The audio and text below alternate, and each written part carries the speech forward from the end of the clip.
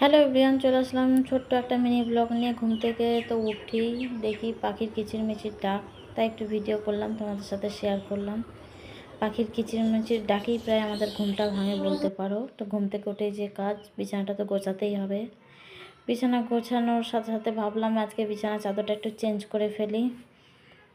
তো চেঞ্জ করে একটু ফ্রেশ হয়ে চলে আসলাম সকালের জলখাবার বানাতে। আজকে সকালের জলখাবারে বানিয়েছি ছোলার ডাল, তার মধ্যে আলু দিয়েছি, আর বানিয়েছি গরম গরম রুটি। তো এই হলো আজকে সকালের জলখাবার। রান্না এখনও হয়নি। তো রান্না কি করব সবটাই তোমাদের সাথে শেয়ার করব। কেমন লাগলো আমার এই ছোট্ট ব্লগটা অবশ্যই জানিও। দিনটা সবার শুভ হোক, ভালো থেকো, সুস্থ থেকো সবাই। আসবো নতুন একটা ব্লগ নিয়ে। টাটা সকলকে। আর তোমরা কি সকালে জলখাবার বানালে অবশ্যই